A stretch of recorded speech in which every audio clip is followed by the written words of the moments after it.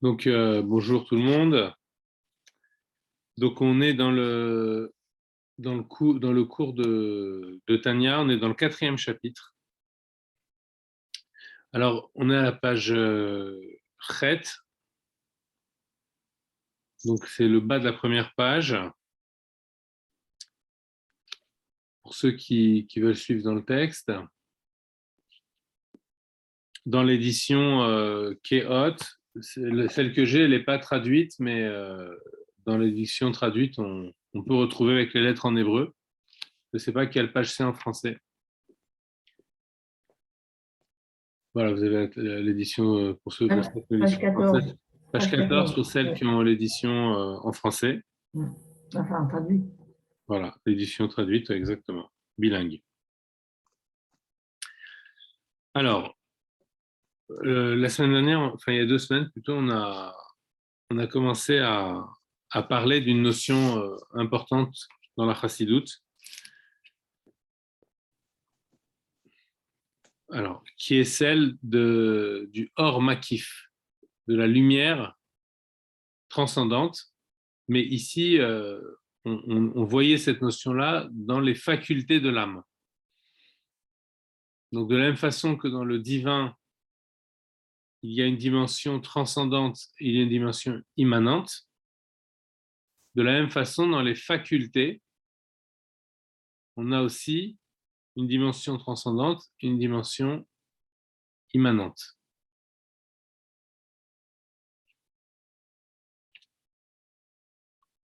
Alors, la dimension immanente, c'est celle dont nous parlons régulièrement.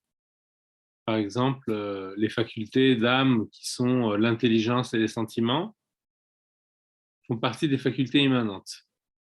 C'est-à-dire que quelque chose de l'âme se révèle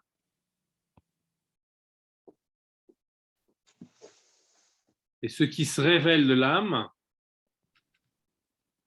se manifeste, se dévoile au travers d'un organe particulier. C'est pour ça que l'on dit qu'elle est immanente. Elle est pinimi, c'est-à-dire qu'elle est à l'intérieur de la chose. Et elle se manifeste au travers de l'organe particulier. Par exemple, la faculté on va dire, de ressentir, d'aimer, on sent que elle se manifeste dans le cœur et par le cœur. La faculté de penser, de réfléchir, de comprendre, elle se manifeste dans le cerveau. La faculté de se déplacer, elle se manifeste dans les jambes et par les jambes, parce que c'est avec les jambes que l'on peut se déplacer. Et il s'agit bien d'une faculté d'âme et non pas d'une fonction, comment dirais-je, physiologique simplement. Contrairement à ce qu'on pourrait penser. On pourrait croire que on voit un corps qui se déplace et puis du coup voilà, c'est normal, il y a des jambes, donc le corps peut se déplacer. Mais en fait, c'est pas qu'un corps qui se déplace, c'est aussi un être, une personne. Et cette personne, lorsqu'elle se déplace, eh bien, c'est toute son âme qui se déplace aussi.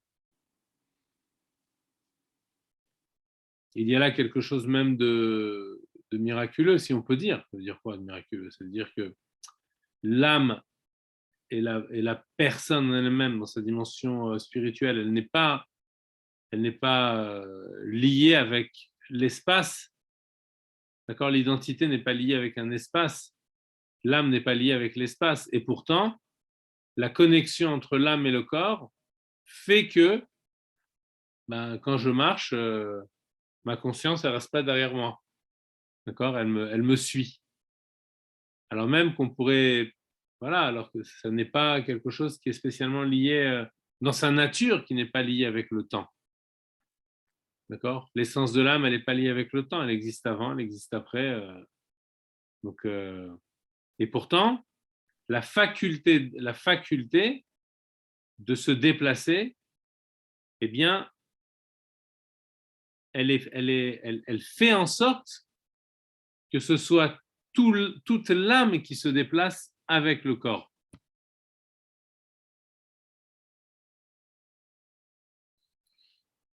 Donc de là, je comprends que la faculté, elle n'est pas que physiologique, ce n'est pas qu'une faculté physique, ce n'est pas uniquement le fait que le corps puisse se déplacer, c'est tout mon être qui peut se déplacer.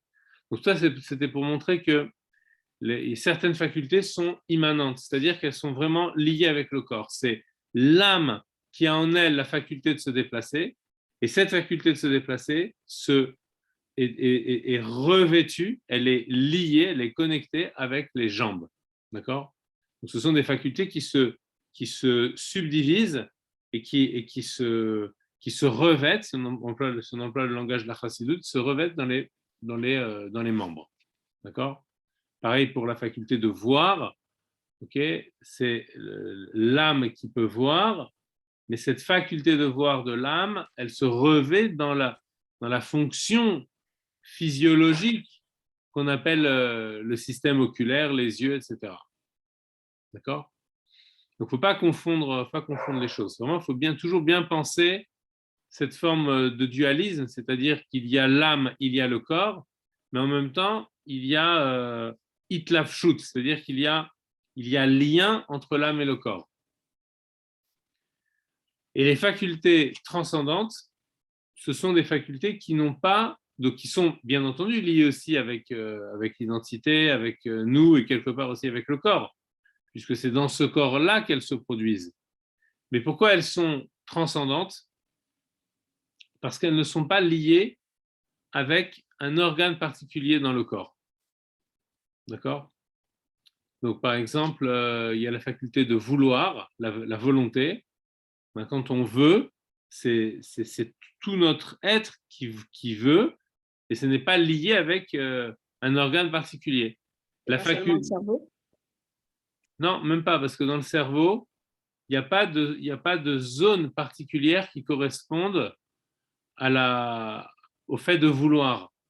Quand on veut, par exemple, bouger la main, alors la main se met à bouger. Mais il n'y a pas une zone qui s'appelle la volonté, et que de cette zone-là, il y aurait des embranchements qui partiraient jusqu'à la volonté, jusqu'au bras, jusqu'à la jambe, etc. D'accord? Il y a la volonté, on ne sait pas exactement, physiologiquement, il n'y a pas de support physiologique. Voilà. Parce que, après, moi, je ne suis pas un spécialiste, on va dire, des neurosciences. Parce que il me semble pas, je me souviens quand j'étais en terminale, quand j'avais appris ces notions-là, mais je suis un petit peu ce qui se passe dans les neurosciences de loin, mais j'ai pas vu qu'il y avait une zone du cerveau qui correspondait à la volonté. Même à l'époque, ce que nous avait dit notre professeur, c'est qu'il n'y avait pas de zone qui correspondait. Alors aujourd'hui, est-ce que dans les sciences, les choses ont évolué ou quoi? J'en sais rien. Voilà, bon, faudrait vérifier. Mais en tout cas, dans l'idée, si vous voulez, sans avoir besoin d'avoir recours à la science, si vous voulez, simplement dans l'idée de la volonté, lorsque je veux, il y a quelque chose qui se produit en moi. Je veux bouger mon bras se met à bouger. Je veux bouger ma jambe se met à bouger. Et la volonté, dans sa définition, c'est la même chose. Par contre, voir, penser, bouger ses bras, bouger ses doigts, etc., ce sont des facultés qui sont à chaque fois différentes. Alors que vouloir, que l'on veuille une pomme ou que l'on veuille comprendre les choses les plus hautes en chassidoute, la notion de vouloir, elle sera toujours la même. Donc, il y a une dimension dans la définition de la volonté, il y a une dimension de transcendance. Okay? Ne serait-ce que dans sa définition.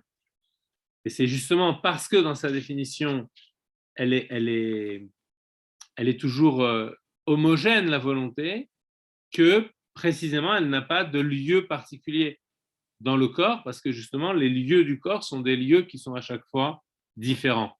Or là, on a affaire à quelque chose qui est égal à lui-même en toutes circonstances. Donc la volonté, c'est très particulier.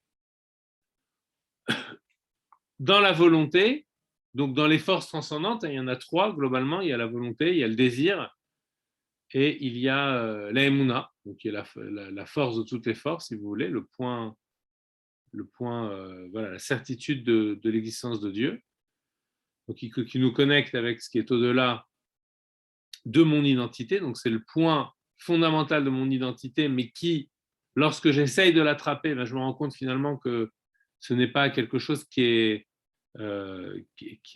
délimité à ma propre identité. D'accord ? C'est le point de connexion avec ce qui est au-delà de mon identité, c'est la Emouna. Alors, ces forces d'âme, les trois forces makifim, makif en hébreu ça veut dire enveloppé, ces trois forces qui sont tellement profondes en soi qu'on a l'impression qu'elles échappent à ce que je suis véritablement, c'est-à-dire elles sont une sorte de plus que moi, d'accord ? Enfin, je ne sais pas, quelqu'un qui serait animé d'une volonté très très forte, on aurait l'impression, par exemple, on dirait en français, on dirait vulgairement, oui, il est possédé. Vous voyez, c'est quelqu'un qui est possédé. Mais possédé par qui? Vous voyez, on dirait qu'il y aurait comme une forme de force extérieure à lui-même qui serait entrée en lui. Alors cette expression populaire, elle traduit quelque chose de juste, en fait. C'est que au niveau de la volonté, il y a déjà quelque chose qui me transcende dans ma propre volonté. Lorsque je veux véritablement, on a l'impression qu'il y a déjà du divin qui veut au travers de moi. Donc, la volonté, le désir et la emuna, ce sont des forces transcendantes dans l'âme qui permettent à l'âme d'être connectée avec quelque chose de plus qu'elle. D'accord ? De plus qu'elle, c'est-à-dire dans l'âme divine, c'est-à-dire le divin. D'accord ? Dans l'âme animale, ce sera différent. C'est le plus que moi dans l'âme animale, ce sera le fait d'être absorbé par les éléments qui sont extérieurs à soi. On a l'impression qu'on ne fait que réagir à des stimuli provenant de l'extérieur. Ça serait le plus que soi, mais en fait, dans l'âme animale, ça serait une forme de moins même, en vérité, parce que ça la diminue. Ça lui montre qu'elle a plus dans une certaine mesure, ça lui donne l'impression de ne plus avoir le contrôle d'elle-même. Ça, c'est par rapport à l'âme animale. Donc, dans l'âme divine, en fait, les trois forces transcendantes, elles sont véritablement liées avec le fond identitaire de l'âme, c'est-à-dire le moi véritable de la neshama. Ce ne sont pas des rayonnements extérieurs. On est vraiment dans c'est moi. Quand je veux, je peux presque dire que c'est pas une option. Ça veut dire ça fait partie de moi. Lorsque je veux, le je et le veux, vous voyez, si je veux analyser, en prenant une sorte de métaphore grammaticale, d'accord, il y a le fait de je, c'est la première personne, et il y a veux, c'est le verbe conjugué. Lorsque je veux, le je et le veux sont quasiment confondus. D'accord ? Je peux vouloir autre chose, certainement.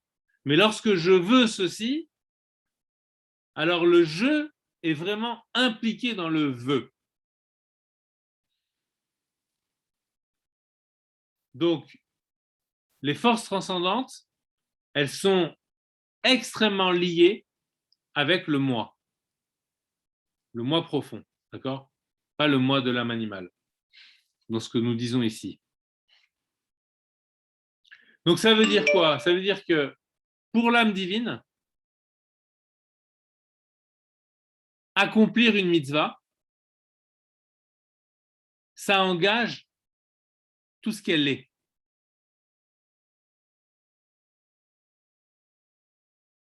Lorsque la volonté de l'âme divine est révélée, eh bien, ça engage tout son être. Et la force d'accomplir les mitzvot, elle vient de là. Elle vient des forces makifim. Elle vient des forces de volonté, de désir et de émouna. Parce que qu'est-ce qui me connecte avec cet acte?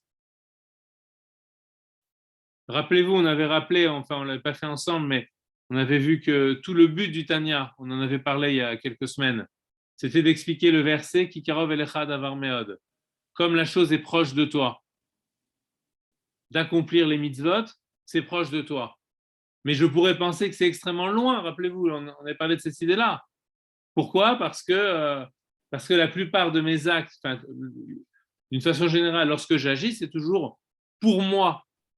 Donc pour moi, pour mon moi bas, si vous voulez, pour le moi de l'âme animale. Lorsque j'agis, c'est parce que j'ai besoin de telle et telle chose. C'est toujours pour remplir des fonctions, des besoins qui sont liés avec la continuation de ma vie liée au monde.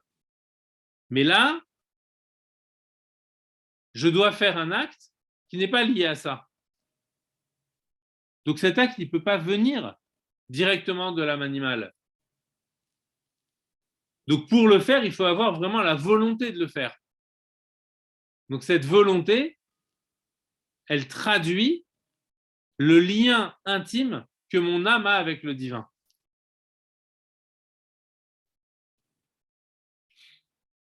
Ce lien qui est lié avec l'identité la plus profonde que j'ai en moi, celle dont on disait tout à l'heure, qu'elle est un dépassement de ma propre identité.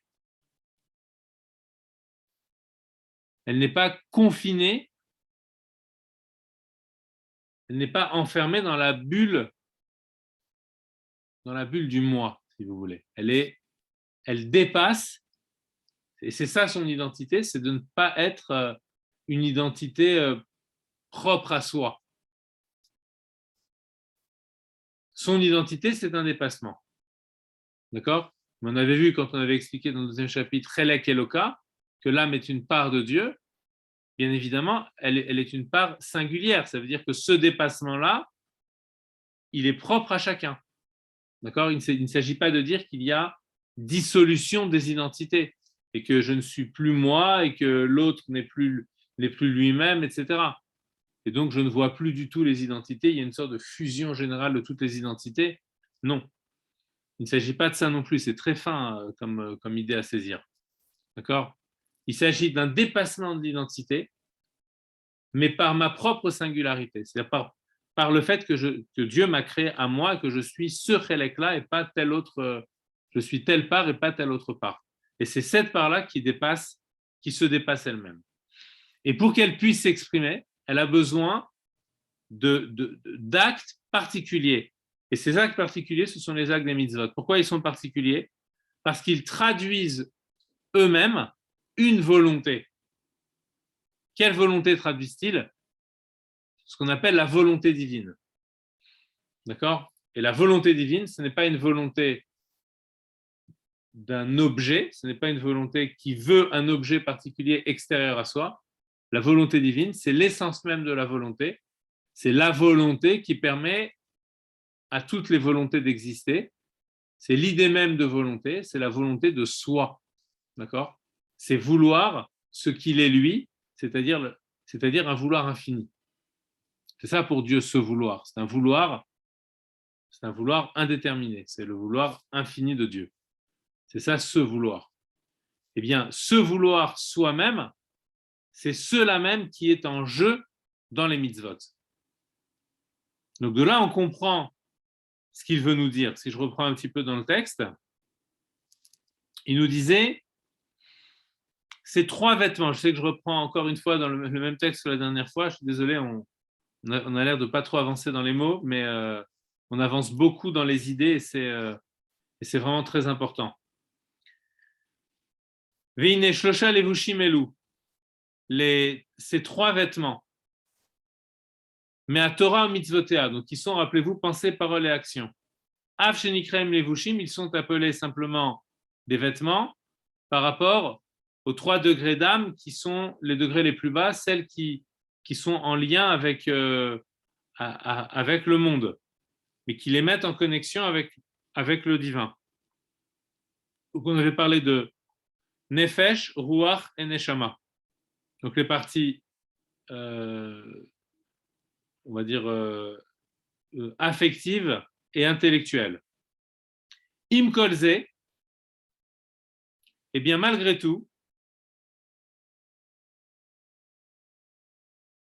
Gav'a vegadla ma'alatam le'enketz vesof al ma'alat nefesh ruach unshama. Leur niveau est bien plus élevé, bien plus grand, à enketz vesof, à l'infini, al ma'alat nefesh ruach unshama, sur les degrés donc les degrés qui sont le vivre bas de l'âme, si vous voulez, d'accord, le nefesh, ruach et neshama, c'est-à-dire les degrés qui sont vraiment simplement de l'ordre de l'affect et de l'ordre de l'intellect. C'est-à-dire ce sont des degrés de rayonnement de l'âme et pas de la source de l'âme. D'accord? Ce sont des degrés qui commencent déjà à traduire une forme d'expression de l'âme, même si l'expression est encore intérieure. D'accord? Alors, du coup, on peut dire qu'on a trois choses ici, pour synthétiser. On a les vêtements de l'âme, on a le ressenti de l'âme, et on a le fait que ces vêtements extérieurs soient encore beaucoup plus hauts que les 3 degrés d'âme les plus bas, Nefesh, Ruach et Neshama, qu'on résume en 2, c'est-à-dire les affects et l'intellect. Donc on a l'expression de l'âme, l'intérieur de l'âme, et quelque chose qui est beaucoup plus haut que l'âme, mais qui sont ces expressions extérieures. Donc là, on ne comprend pas. Comment l'expression extérieure, l'expression c'est l'extériorité, donc c'est beaucoup plus bas. Comment peut-il dire qu'elles sont plus hautes, que leur niveau est beaucoup plus haut et beaucoup plus haut, beaucoup plus grand? Mais gava, gavoa, ça signifie élevé. Donc comment je peux dire que quelque chose qui structurellement, d'accord, d'une façon, dans la représentation ici qu'on en fait en plus une représentation spatiale, d'accord, une représentation hiérarchisée si vous voulez, on a l'intérieur qui est plus haut et on a l'expression qui est plus basse, l'extérieur qui est plus basse. Et là il nous dit non, c'est plus haut. Mais je vois que c'est plus bas, parce que c'est juste ma parole, c'est pas moi. C'est encore plus extérieur que le ressenti. L'amour, c'est un ressenti intérieur, donc c'est beaucoup plus proche de l'âme. Et l'intelligence encore plus, l'intellect encore plus. Et là, que me dit-il? Que la pensée, parole et action, c'est plus haut que les sentiments et l'intellect. Pourquoi? Alors, il ne rentre pas ici dans ce détail technique dont nous avons parlé, mais on le voit en allusion, puisqu'il dit Gav'a vegadla ma'alatam les enketz. Il dit leur degré est beaucoup plus haut à l'infini. Pourquoi? Qu'est-ce qu'il veut dire en disant ça? Alors, c'est ce qu'on a expliqué au début du cours. En fait, c'est une reprise un petit peu du cours de la dernière fois. J'essaye de l'expliciter mieux, en tout cas, voilà, c'est pas évident à expliquer, mais il y a plus de moi dans la volonté que dans l'intelligence. Il y a plus de moi dans le désir et dans la émouna que dans mon intelligence et dans mes affects. Comme on disait tout à l'heure, dans le je veux, la distinction entre je et veux elle existe, bien entendu, mais elle est très fine. D'accord? Il y a comme une forme, ce n'est pas vraiment une continuité, mais il y a quelque chose qui s'apparente à une continuité entre le je et le veux. D'accord? C'est comme si c'est le moi qui s'étend vers la chose. Donc, là, les vêtements de la Neshama, lorsque j'agis, l'origine de l'action, donc, et même de la pensée, de la parole et de la parole, de ces 3 vêtements de la Neshama. L'origine première, c'est laquelle? La première instance de l'origine. Je peux agir par amour. Et donc, à ce moment-là, c'est l'expression de mon amour qui se traduit dans mon action. C'est ce qu'on a vu juste avant dans ce même chapitre. Mais lorsqu'il me dit Gadla Malahatan, que le degré des pensées, paroles et actions est plus haut que le nefesh, ça veut dire que l'âme elle-même, ça signifie qu'il y a beaucoup plus de moa dans l'acte que dans le ressenti. Ça veut dire que le shoresh, la racine de l'action, la racine première de l'action, c'est dans les forces transcendantes de la neshama. Elle provient des forces transcendantes de la neshama. Et regardez, là on le dit de façon, c'est très technique, ok, on a fait un schéma, etc., on a essayé de comprendre les choses. Mais en fait, ça se comprend naturellement.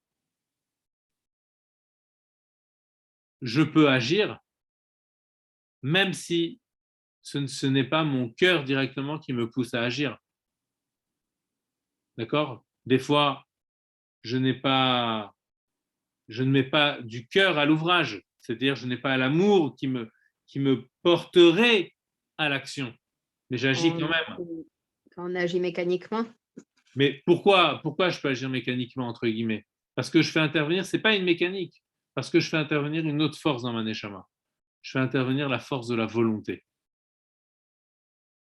C'est autre chose. Donc ça veut dire que la première connexion, le premier moteur de toute action, ce sont les forces transcendantes de l'âme et non les forces immanentes. Et les forces transcendantes, elles sont liées davantage avec le moi. Donc c'est pour cela qu'il nous dit que le degré de Nefesh Ruach Neshama, que les degrés de vêtements de la Neshama qui a priori sont extérieurs, dans leur fond, ils sont beaucoup plus profonds. D'accord? Dans leurs racines, ce qu'on appelle, en Chassidut, il y a cette notion de racine. Attendez, juste une seconde.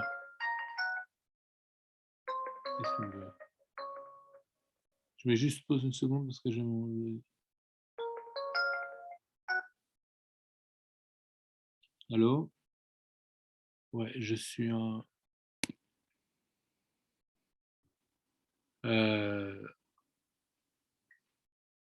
Est-ce que c'est clair cette notion de racine? Vous voyez, on a l'expression, d'accord? J'agis et je cherche à comprendre d'où vient la force première de cette action.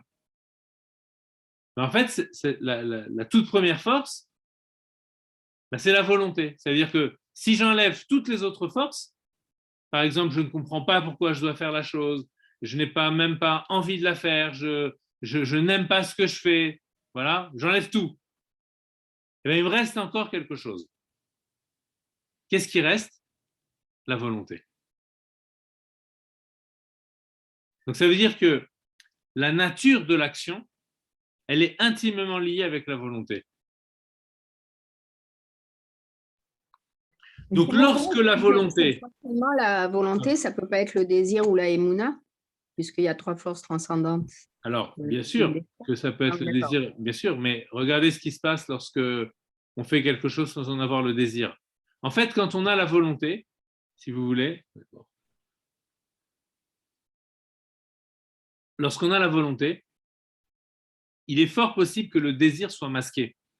C'est-à-dire que parfois, le désir, c'est aussi une force qui me porte vers la chose. Comme si, dans le désir, il y a comme quelque chose de spontané.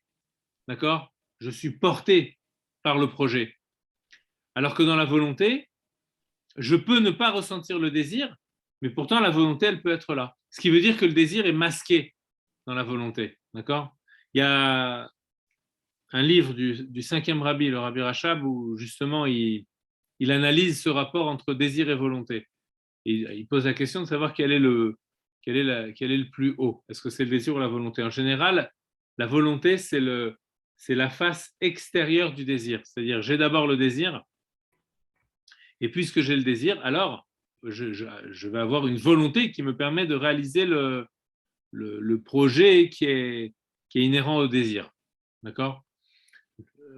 Mais on se rend compte que parfois, derrière ce désir-là, il y a une volonté qui est encore plus absolue que le désir lui-même.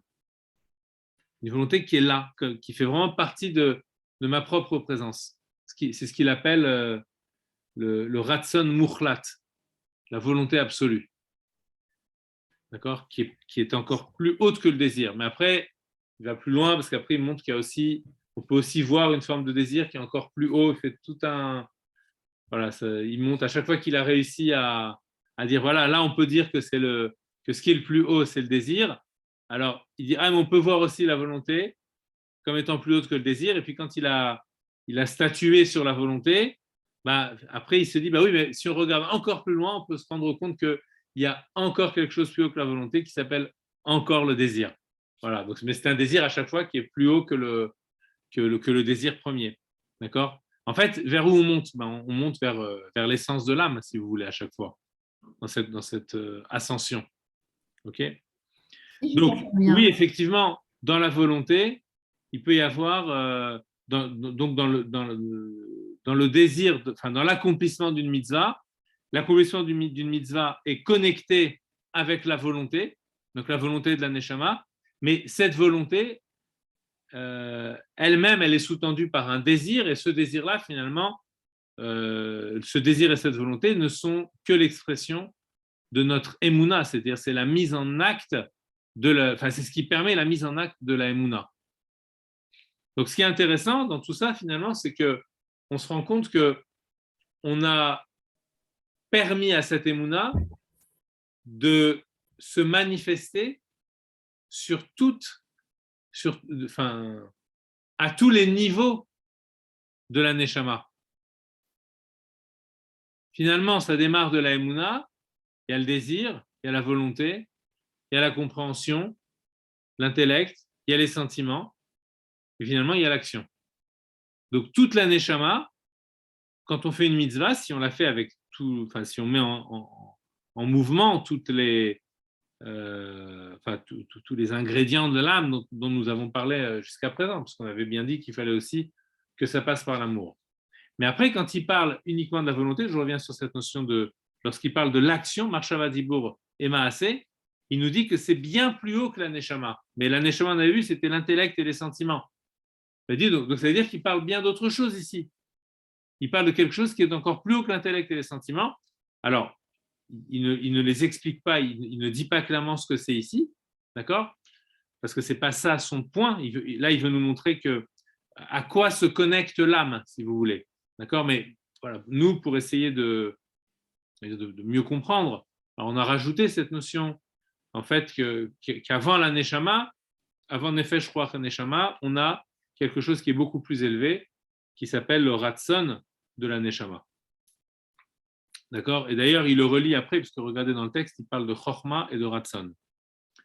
Alors, parce qu'à ce moment-là, lorsque je fais cette action, donc je l'ai faite par ma volonté, et elle est connectée avec la volonté absolue, la volonté divine, puisque c'est ce que mon geste est en train de faire. D'accord? Mon geste est en train de mettre en acte la volonté divine. Or, la volonté divine, comme on avait vu nous par rapport à la volonté humaine, c'est que la volonté humaine, elle est liée intrinsèquement avec l'identité, d'accord, avec le moi. Eh bien, la volonté divine, ça provient de la volonté divine. C'est parce que dans la volonté divine, il en va ainsi, que dans la volonté humaine, c'est aussi la même chose. Donc la volonté divine, c'est quoi? C'est kulachad, oraita vekucha beruchu kulachad, la Torah qui est sa volonté et Hachem, c'est un. Donc il exprime ce qu'il est au travers de la Torah. Pirush Oraita, qu'est-ce qu'on entend par Oraita? Oraita, en fait, ça veut dire Torah en araméen. C'est l'enseignement, d'accord, avec un grand E. C'est quoi Oraita? C'est la sagesse et la volonté d'Akadosh Baruch Hu. Birvodo be'atzmo, en lui-même, ce qu'on appelle parfois l'essence de Dieu. Donc, ce n'est pas simplement un rayonnement extérieur. On a pris tout à l'heure la métaphore du rayonnement et de la source du rayonnement. Donc là, on est dans la source du rayonnement. Donc, c'est ça la Torah. Donc, c'est tel que Dieu a conscience de lui, tel que Dieu se veut lui-même. Donc, c'est la volonté en soi. Eh bien, ça ne fait qu'un avec lui. Kulachad. Tout ceci, c'est un. Ki hua yodea vehu amada, par rapport à la connaissance, c'était lui, il est celui qui connaît, il est la connaissance elle-même. Donc, c'est ce qui se traduit dans sa Torah. C'est le moi de Dieu qui se donne à la connaissance. Donc là, j'ai tourné la page, c'est la page 16.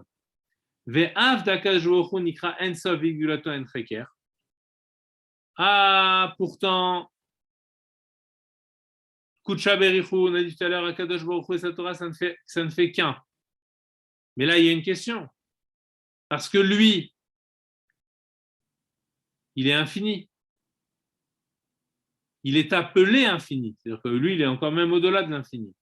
Il est appelé En Sof. Velik Dulato En Cheker, et sa grandeur, donc son infinitude, elle est insondable. Donc ça veut dire que je ne peux pas avoir accès à ça, contrairement à ce que ça nous laissait sous-entendre auparavant. Velet machashavat fisabe klal, et aucune pensée ne peut le saisir. Vechen birtsono vechokmato. Il en va de même dans sa volonté et sa chokma, puisqu'on a dit juste avant que sa volonté et sa chokma ne faisaient qu'un avec lui. Donc ce qui va se refléter dans sa volonté et sa chokma, globalement, c'est la Torah, c'est sa dimension infinie. C'est au-delà de la notion de dimension même, c'est son infini. D'accord? Donc à ce moment-là, comment le nefesh, ruach et neshama, donc les degrés d'âme qui correspondent aux affects et à l'intellect, comment pourrait-il s'unifier avec cet infini? Kedirtiv en cheker lidvunato. Le pasuk nous dit clairement, sa tvuna, son intelligence est insondable. Vektiv arker eloka timtsa, et un autre pasuk encore qui nous dit, quand bien même chercherais-tu à le sonder, timtsa, le trouverais-tu? Vektiv kilo marchavotay marchavotechem. On a encore un verset qui nous dit, mes pensées ne sont pas vos pensées, puisque mes pensées sont les pensées infinies, alors que les vôtres sont finies. Inéal zeamru. Donc on a ici a priori un problème insoluble. D'accord? On nous dit d'un côté que par la Torah et les mitzvot, j'accède à l'infini, mais d'un autre côté, on a des preuves, enfin des versets qui attestent que l'accès à cet infini est impossible. Alors, quand on dit que la Torah ne fait qu'un avec Hachem, eh bien, il va falloir comprendre ce que cela signifie et ce que cela signifie pour nous. C'est-à-dire, qu'est-ce que Dieu fait en s'écrivant dans la Torah? Qu'est-ce qu'il fait en dictant des lois, des mitzvot? Que fait-il? Alors, il y a une phrase des Chachamim qui dit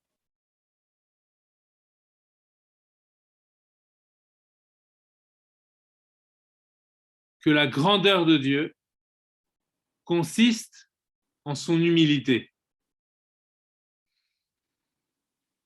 Les Chachamim nous disent Bemakom she'ata motzeh gdulato, là où tu trouves sa grandeur, chez la Kadosh Baruch Hu, Sham ata motzeh invatenuto. C'est là-bas que tu trouves son humilité. La Gemara cite des versets où à chaque fois que l'on trouve que dans les versets on voit à quel point Dieu est grand. Quelques versets plus loin, on va voir que oui, mais il accepte de venir dans des endroits petits, si vous voulez. C'est-à-dire qu'on a ce paradoxe de la grandeur et de la petitesse dans les versets. D'accord? Et en Chassidut, ce que l'Admor HaZaken nous montre ici, c'est qu'en fait, on prend cette expression des Chachamim, qui a l'air a priori simplement de nous montrer, ben voilà, vous vous rendez compte, Dieu, même du haut de sa grandeur, il est capable de venir dans les endroits les plus bas. Ça, c'est le pshat, d'accord? Mais pour la Chassidut, on prend au pied de la lettre. C'est-à-dire qu'on prend cette expression au pied de la lettre dans le sens où elle devient une expression, où elle devient une description, d'accord? Une description du phénomène de la manifestation divine dans la Torah. De sa grandeur, il opère, ou sur sa grandeur, il opère une réduction, un tzimtzum. Il opère on pourrait traduire ici tzimtzum par contraction. C'est pas souvent on traduit tzimtzum par contraction et ce n'est pas toujours une bonne traduction, d'accord? Parce que le tzimtzum, on n'a pas parlé du tzimtzum dans le cours, mais le terme de tzimtzum a c'est un terme, si vous voulez, qui nous vient du Harizal et qui explique dans le Harizal, donc le Rabbi Yitzhak Luria, donc qui est vraiment le grand maître de la Kabbalah, qui explique qu'au tout début de la création, il n'y avait que la lumière infinie de Dieu, d'accord? Une forme de conscience infinie du fait qu'il y a Dieu. Okay? C'est la lumière infinie. Et pour que le monde puisse être créé, Hachem a opéré un tzimtzum, c'est le même terme, alors il a opéré un tzimtzum, on va traduire après, sur la lumière infinie. Simplement, là-bas, le tzimtzum, il signifie une rétraction ou un voilement. Plus précisément, en Chassidut, on expliquera que c'est un voilement.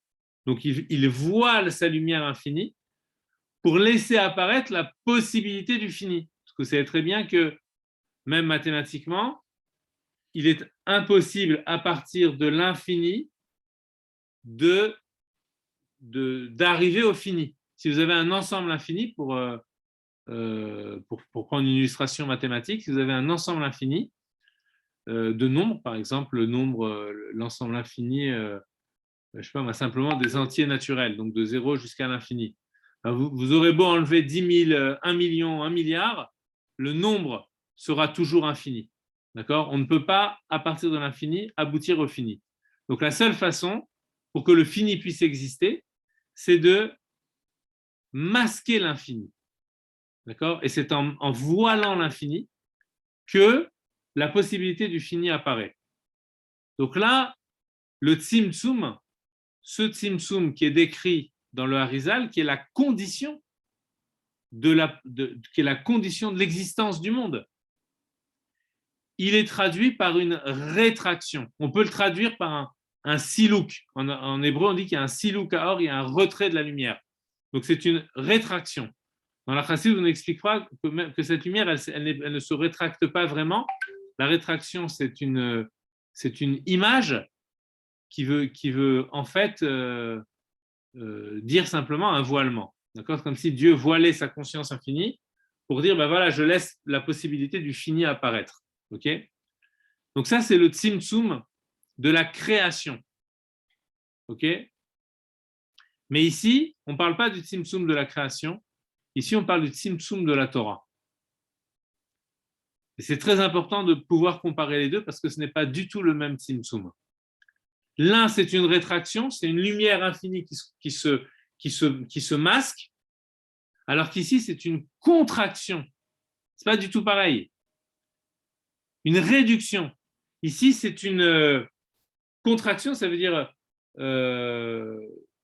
si vous avez un mot, vous voyez, ça veut dire c'est une forme de condensation.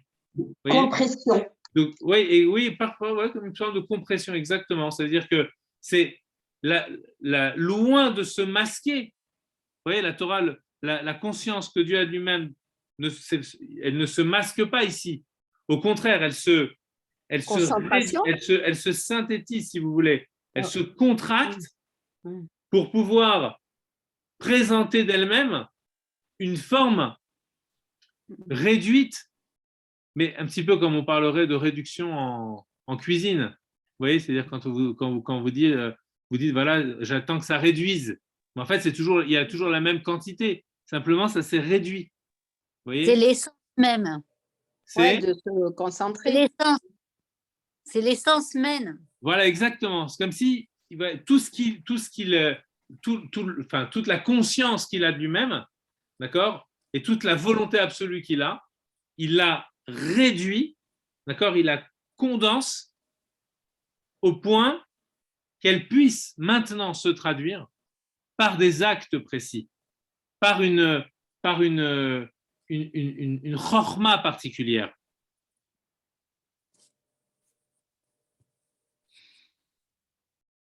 Il a réduit, condensé sa volonté infinie, sa sagesse infinie, sa conscience infinie. Betariag mitzvot à Torah, dans les 613 injonctions de la Torah, ou be'ilchoteen et dans leur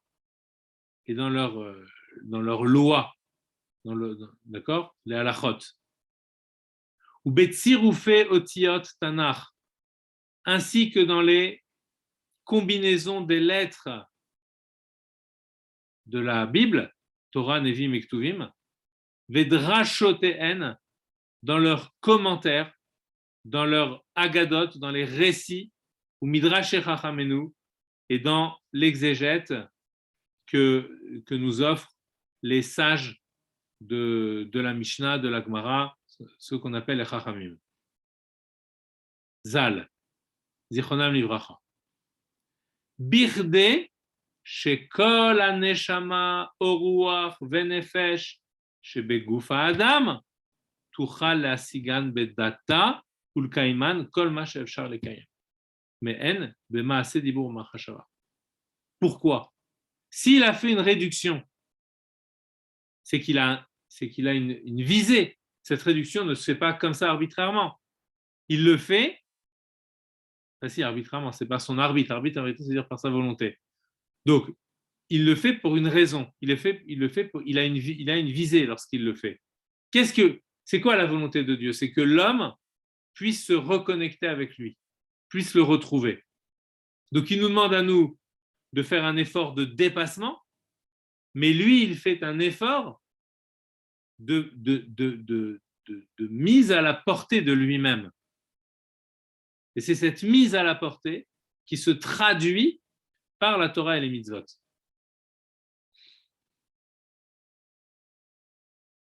Donc, ce qui veut dire que lorsque j'étudie les halachot, par exemple, de Hanouka, ou lorsque j'étudie les halachot de Shabbat, lorsque je pratique mon Shabbat, je ne suis pas simplement en train de réaliser, d'apprendre un code juridique qui m'enjoint d'agir comme ceci ou comme cela, simplement, voilà, juste comme ça. Qu'est-ce que je fais?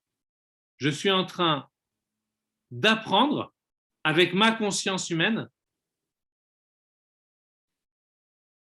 ce qu'est la volonté en soi. Quelle est la volonté? Quel est l'en soi de la volonté? La volonté à l'état pur, la volonté divine. Simplement, cette volonté divine qui est insaisissable, rappelez-vous les premières lignes de la page 16, elle est insaisissable en elle-même, de cette même page dans laquelle nous sommes là. Alors, il a fait une réduction pour mettre cette volonté à la portée de l'homme. Il est beaucoup plus facile de saisir la volonté par l'objet dans lequel elle est enveloppée que de la saisir par elle-même. Et l'objet dans lequel elle est enveloppée, c'est ce qu'on appelle la halacha. C'est la mitzvah.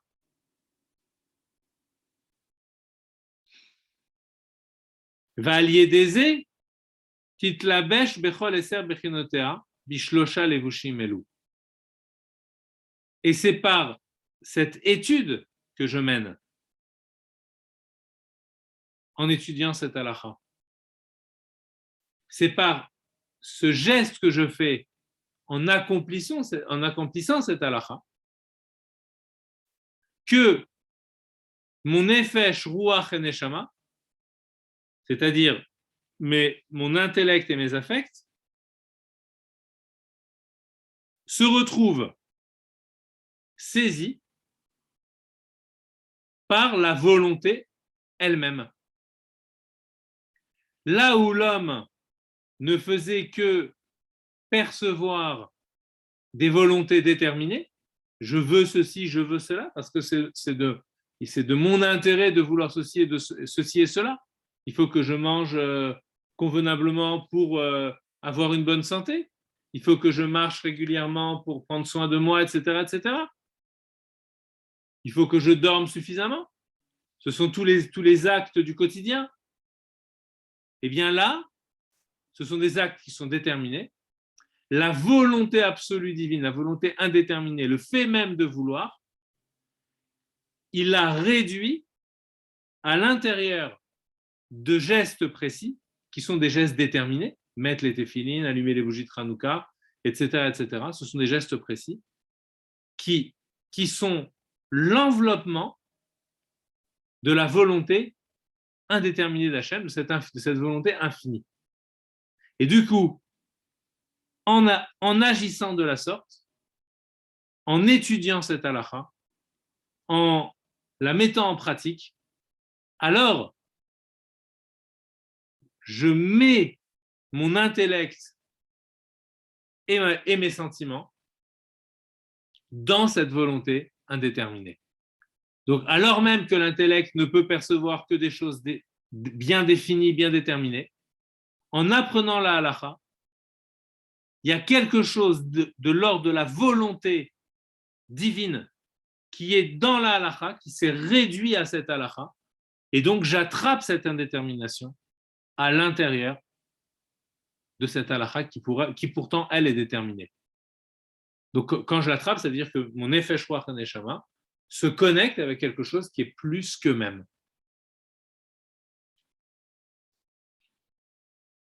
Vous voyez l'idée? Il y a le dépassement de soi s'opère au travers de l'étude de la Torah et au travers de l'accomplissement des mitzvot. Parce que l'acte de la mitzvah, même s'il est bien déterminé, c'est la volonté divine qui s'est réduite en cet acte. Et donc, la volonté divine, c'est une volonté qui est infinie. Elle est indéterminée, c'est la volonté de toutes les volontés. Donc, en étudiant quelque chose de déterminé, j'attrape ce qui, en cette chose déterminée, est encore de l'ordre de l'indétermination. Donc, ça permet à ce qui est déterminé en moi, qui est l'intellect, d'accéder à l'indétermination du divin, au travers de ce stratagème, si vous voulez. D'accord? Excusez-moi. Oui. Quand vous dites l'indétermination, vous voulez dire l'infini, je suppose. Oui, voilà, exactement. L'indétermination, c'est lié avec la notion d'infini. Quand je dis déterminé, ça veut dire que c'est une chose qui est bien précise. Voilà. D'accord? Fini, infini. Voilà. Quand je dis c'est fini, mais ça veut dire l'indétermination, si vous voulez, enfin, quand je dis que quelque chose est, l'acte, il est déterminé, ça veut dire qu'il est fini, il est précis, c'est cet acte-là. Mais la volonté qui est à l'origine de cet acte, ce n'est pas une volonté déterminée. Dans le terminé, on entend le terme, il y a un terme, il y a une finitude. D'accord? Donc la volonté, elle est indéterminée. Et sa réduction, elle s'opère dans le fait qu'elle se traduit dans un acte déterminé. En fait, c'est comme si on disait, en voulant que je mette les téphilines ou que je respecte le Shabbat, il y a ici une forme de cadeau divin, si vous voulez. Ça veut dire que il ne me donne pas simplement un acte à accomplir, mais à l'intérieur de cet acte-là, c'est de lui-même qu'il s'agit, si vous voulez. C'est comme si Dieu lui-même s'était engagé en son essence dans cet acte. Donc, lorsque j'accomplis cet acte, je me connecte avec l'essence divine, si vous voulez. Puisque ce qui est en jeu, c'est la volonté, non pas en tant que volonté d'intérêt par rapport à l'homme ou d'une volonté extérieure par rapport au divin, puisque la volonté extérieure, c'est la volonté de créer le monde, qui n'est pas un but en soi. D'accord? Le but en soi, c'est ce qu'on va faire dans ce monde. Donc là, c'est la deuxième catégorie de volonté. C'est la volonté ici qu'il a expliqué comme un tzimtzum, c'est-à-dire comme une réduction de sa volonté infinie. D'accord? Donc j'attrape quelque chose qui est de l'ordre du divin au travers de l'acte de la mitzvah et de l'étude de la mitzvah.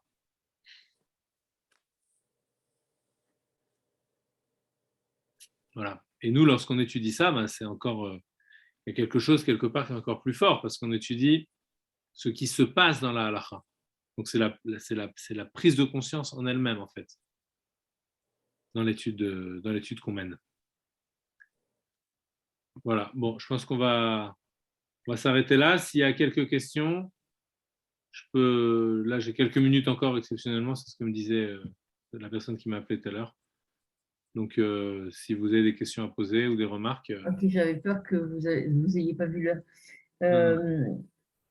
Comment on explique alors qu'il y ait certaines personnes, puisque la volonté est quelque chose de plus haut que tout, et que ça nous a été donné par Hachem directement de sa volonté, ou de la volonté absolue. Comment on explique que certaines personnes ne sont pas connectées, enfin, je ne sais même pas comment expliquer comment, puisque tout un chacun a cette volonté en lui, la volonté de se connecter à son plus haut niveau de Neshama ou à Hachem lui-même, à l'origine de tout. Comment se fait-il qu'il y ait certaines personnes voilà, qui ne sont pas, on a l'impression qu'ils ne sont pas juste du tout connectés et que toute leur volonté est complètement ailleurs. Bah, c'est l'histoire de la Neshama, en fait, si vous voulez, hein, ce qu'on a vu dans le premier chapitre. Hein. L'histoire de Neshama, c'est une âme qui vient dans le corps, et ben, ce corps, il est constitué d'énormément de manques, et donc, du coup, il y a une dichotomie entre ce que désire l'âme liée au corps, ce qu'on appelle l'âme animale, et l'âme liée à son origine. Donc, le libre arbitre, si vous voulez, ne peut exister que précisément parce que la clarté n'est pas là dès le départ. Parce que si mon âme animale, si mon âme divine était révélée directement, j'aurais plus de libre arbitre, j'irais dans le chemin dans lequel il faut aller, quelque part, je n'y mettrais pas ma volonté. D'accord? Donc pour y mettre vraiment la volonté, il faut avoir le choix, en fait. Ce choix-là, ben, il m'est offert par le fait que j'ai des intérêts qui sont complètement divergents. En fait, ce qui se passe, oui.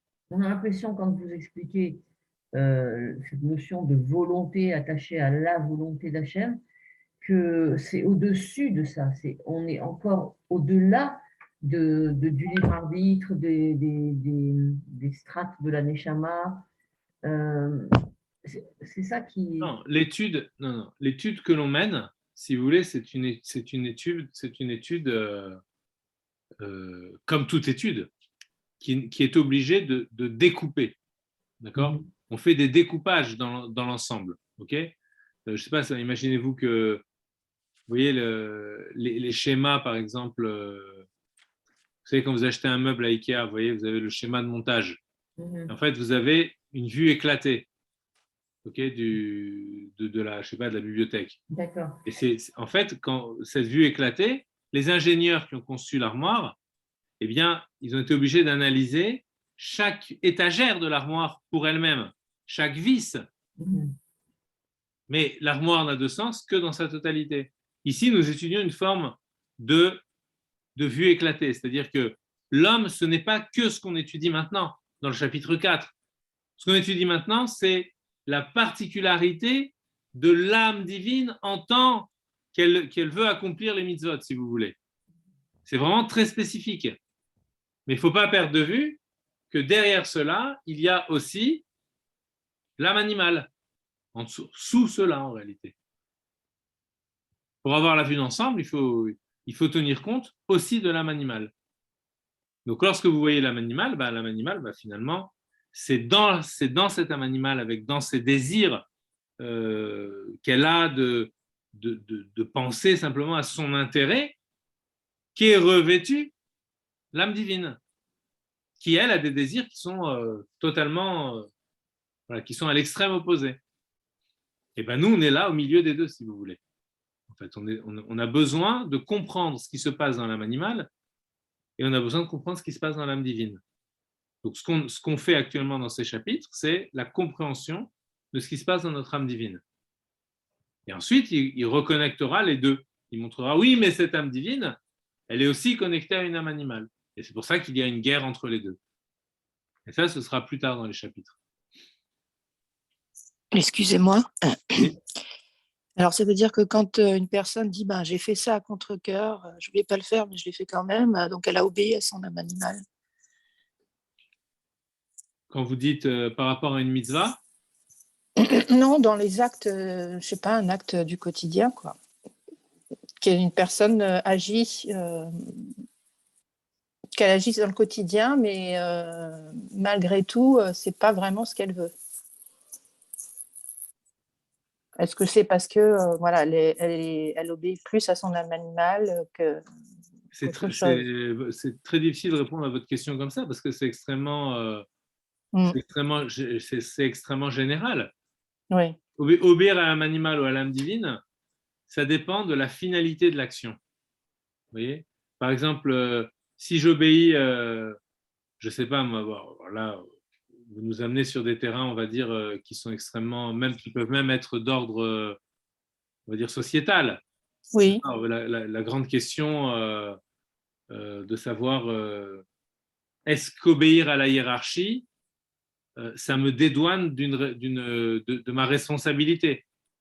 J'ai fait ça parce qu'on m'avait demandé de faire ça. Alors là, ici, je peux vous dire, on peut dire que si l'ordre de la hiérarchie est un ordre qui contrevient à l'ordre divin, un ordre qui est malhonnête, un ordre de destruction, vous voyez, comme par exemple les nazis, etc., ou voilà, ça peut être pour n'importe qui.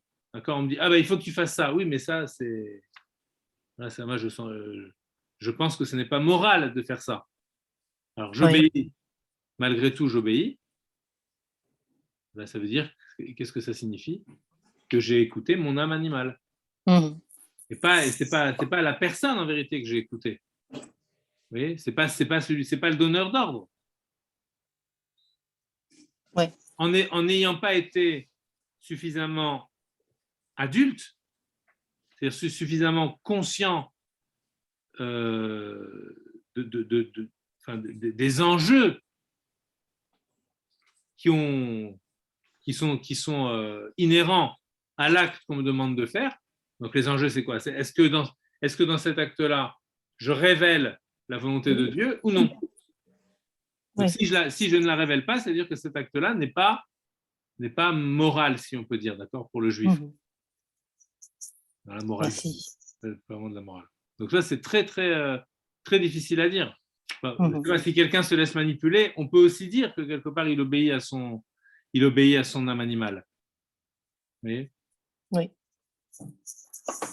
Et pourtant, on peut se laisser manipuler à notre insu. Exact, oui, tout à fait. Il y a des gens qui sont spécialisés aussi pour, on va dire, pour masquer ce qui fait que nous sommes en pleine conscience de notre intellect, voilà, et de notre volonté d'amener la volonté divine dans le monde. Mhm. Bon, voilà. Il y a encore une autre question? Ok, bon, alors dans ce cas-là, je vais vous souhaiter une bonne fin de Hanouka aujourd'hui, beaucoup de simcha, et une bonne semaine Bezrat Hashem, et on se retrouve la semaine Merci prochaine. pour vous aussi. On a eu une bonne nouvelle dans la famille, Merci. je vais vous l'annoncer aussi, il y a ma fille qui a eu un garçon hier. Ma fille. Mazel tov. Mazel tov. Mazel tov. Donc,